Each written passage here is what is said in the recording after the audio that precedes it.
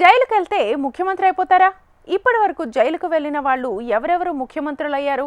స్థానిక కార్యాలయానికి వెళ్తేనే సీఎం యోగం ఉంటుందా, లేక తీహార్ జైలుకు వెళ్ళిన వారు కూడా ముఖ్యమంత్రి అయ్యారా? అందుకేనా నేతలు జైలు బాట పట్టడానికి తెగ ఆరాటపడుతుంటారు? దమ్ముంటే జైల్లో వేసుకోండి, ఎన్ని రోజులైనా ఉంటామని సవాళ్లు విసురుతుంటారు. ఇంతకు జైలుకు వెళ్ళొచ్చి సీఎం అయిన వారు దేశవ్యాప్తంగా ఎంతమంది ఉన్నారు? ఈ జైలు సెంటిమెంట్ ఓన్లీ తెలుగు రాష్ట్రాల్లోనే ఉందా?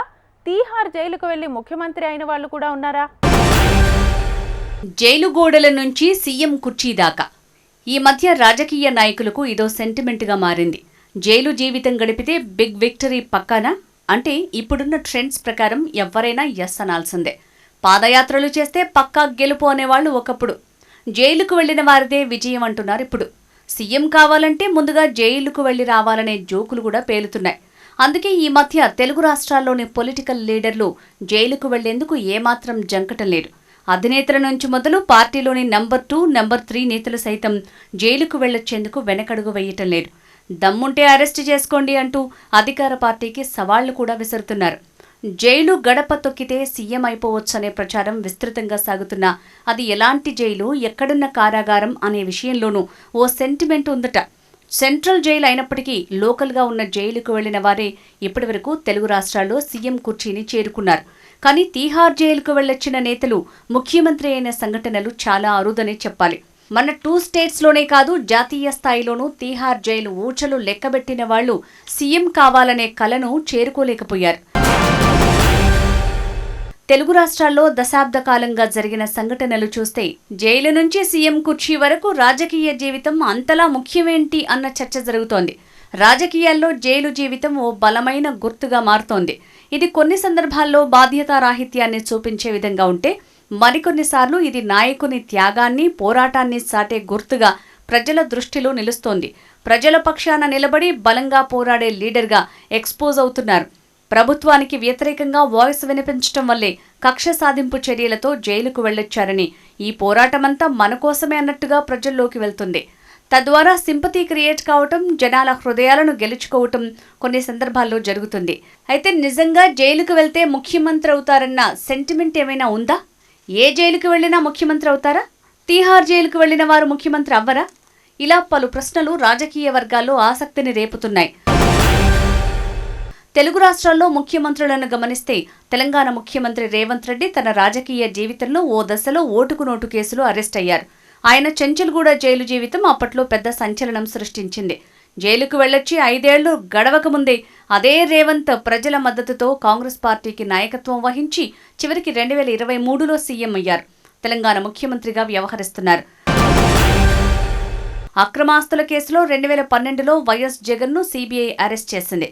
దాదాపు 16 నెలల పాటు చెంచల్గూడ జైల్లో ఉన్నారు. కట్ చేస్తే 2019 ఎన్నికల్లో వైఎస్ఆర్ కాంగ్రెస్ పార్టీ ఘన విజయంతో ఆంధ్రప్రదేశ్ ముఖ్యమంత్రి అయ్యారు జగన్. తెలంగాణ ఉద్యమ సమయంలో కేసీఆర్ ఎన్నోసార్లు అరెస్ట్ అయ్యారు. ఆమరణ నిరాహార దీక్ష సందర్భంలో కేసీఆర్ను అరెస్టు చేసి ఖమ్మం జైలుకు తరలించారు. అలా ఉద్యమ నాయకుడిగా ప్రజల గుండెల్లో స్థానం సంపాదించి 2014లో తొలి తెలంగాణ ముఖ్యమంత్రిగా బాధ్యతలు స్వీకరించారు.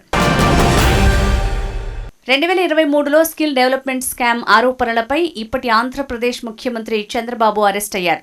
ప్రతిపక్ష లీడర్గా రాయలసీమ పర్యటనలో ఉండగా చంద్రబాబును అదుపులోకి తీసుకున్నారు. రాజమండ్రి సెంట్రల్ జైల్లో దాదాపు 50 రోజులు గడిపారు.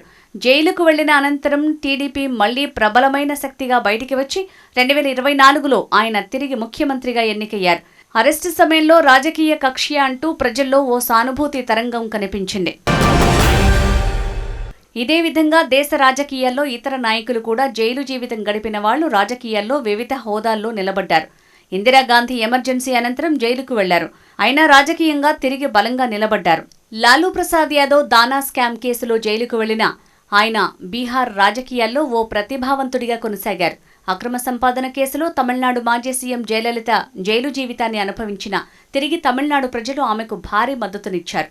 జార్ఖండ్ సీఎం హేమంత్ సోరెన్ను అవినీతి కేసులో ఈడీ అరెస్ట్ చేయడంతో బిర్సా ముండా జైల్లో ఉన్నారు. ఆ తర్వాత జరిగిన ఎన్నికల్లో మళ్లీ సీఎంగా ఎన్నికయ్యారు. ఒక నేత జైలుకు వెళ్లటం ప్రజల్లో క్యూరియాసిటీని కలిగిస్తుంది.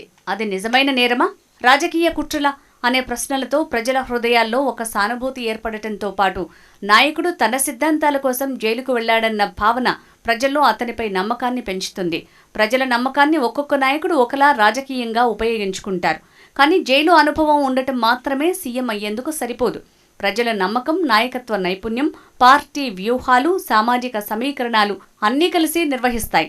జైల్లో ఉండటం నాయకుడి పోరాటానికి కొన్నిసార్లు ప్లస్ కూడా అవుతుందట. లిక్కర్ కేసులో ఢిల్లీ మాజీ సీఎం కేజ్రీవాల్ని ఈడీ, సీబీఐ అరెస్ట్ చేసింది. ఆయన ఢిల్లీ సీఎంగా ఉన్న సమయంలో అరెస్ట్ చేసి తీహార్ జైలుకు తరలించారు. దాదాపు 3 నెలల పాటు జైలు జీవితం గడిపారు కేజ్రీవాల్.